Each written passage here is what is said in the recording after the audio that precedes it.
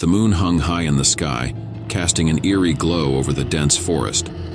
Nathan, a seasoned hunter known for his fearlessness, had heard the stories whispered by the villagers, tales of a beast that roamed the woods under the full moon, a creature half man, half wolf.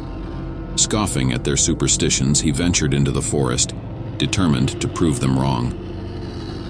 As he navigated through the twisted trees and underbrush, the only sounds were the rustling of leaves and the occasional hoot of an owl.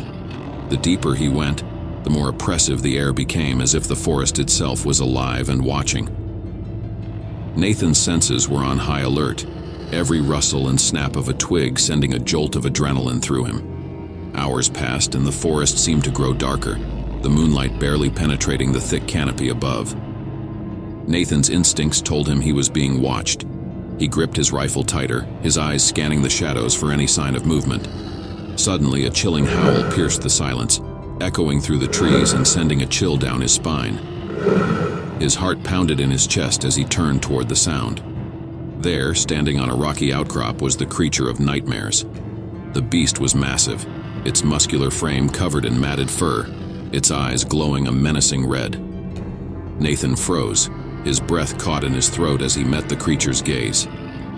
It snarled, baring sharp teeth that glinted in the moonlight. Summoning his courage, Nathan raised his rifle and fired. The bullet struck the beast's shoulder, but instead of falling, it roared in fury, the wound barely slowing it down. The beast leaped from the outcrop, landing with a thud that shook the ground. Nathan turned and ran, the primal urge to survive driving his legs to move faster than they ever had before. The forest became a blur as he sprinted through the trees, the beast's heavy footsteps pounding behind him. He could hear its growls growing closer, feel its hot breath on the back of his neck.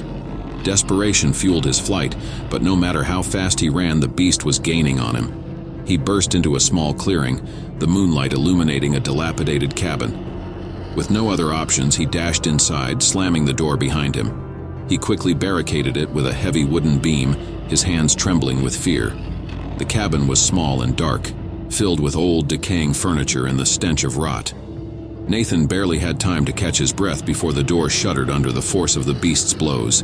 The creature's claws tore at the wood, splinters flying as it tried to break through. Nathan's mind raced, searching for any means of escape. His eyes landed on a trapdoor in the floor, partially hidden by a tattered rug. With no time to lose, he yanked the rug aside and pulled open the trapdoor. Below was a narrow, pitch-black tunnel. He climbed down, pulling the door shut just as the cabin door shattered.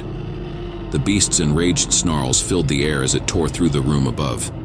Nathan crawled through the tunnel, the darkness pressing in on him from all sides. The tunnel seemed to stretch on forever, the air growing colder and more stifling with each passing moment. He could hear the beast's claws scraping against the floorboards above, its snarls echoing through the narrow space.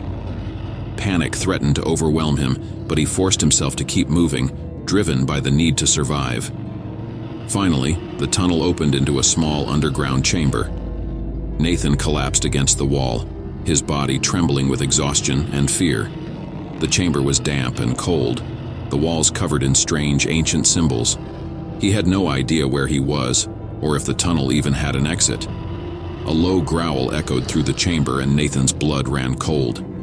He turned to see the beast standing at the tunnel entrance, its eyes gleaming with malevolent glee. There was no escape, no way out. The beast had cornered him and he was trapped. The beast advanced slowly, savoring the moment. Nathan's mind raced, but there was no plan, no weapon that could save him now. The beast lunged, knocking him to the ground.